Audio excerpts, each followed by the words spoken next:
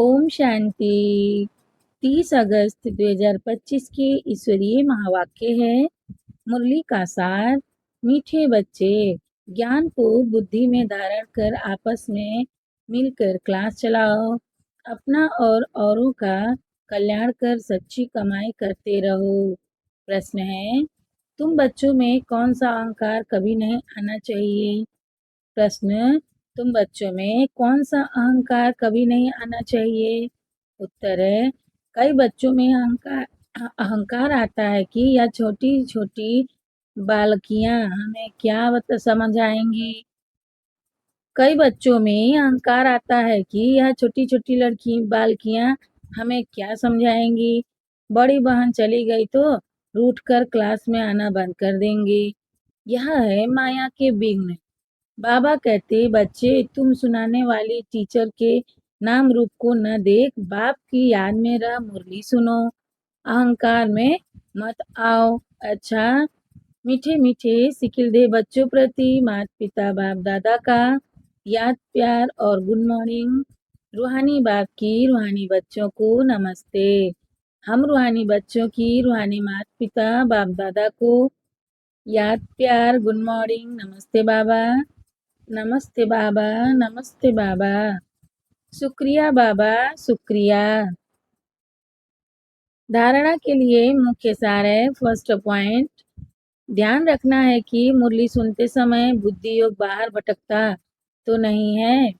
ध्यान रखना है कि मुरली सुनते समय बुद्धि योग बाहर भटकता तो नहीं है।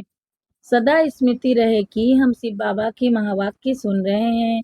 यह भी याद की यात्रा है। सेकेंड पॉइंट, अपने आप को देखना है कि हमारे में ज्ञान योग और दैवी गुण है।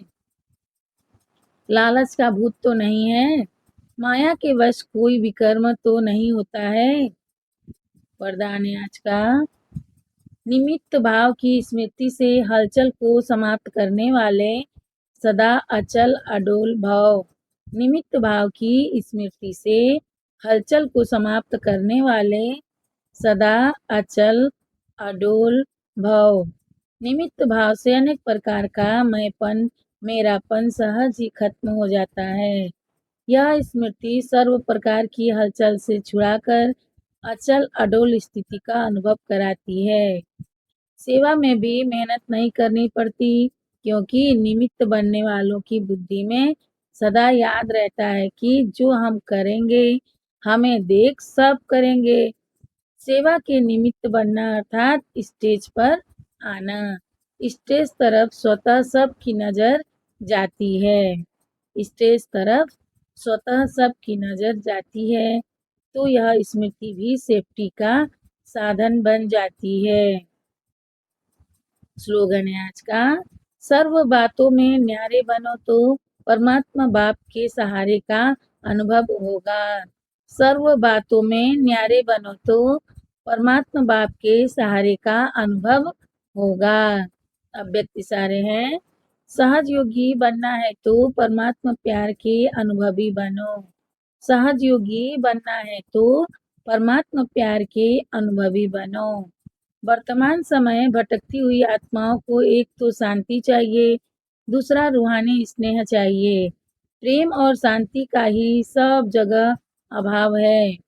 इसीलिए जो भी प्रोग्राम करो उसमें पहले तो बाप के संबंध के स्नेह की महिमा करो और फिर उस प्यार से आत्माओं का संबंध जोड़ने के बाद शांति का अनुभव कराओ। प्रेम स्वरूप और शांत स्वरूप दोनों का बैलेंस हो।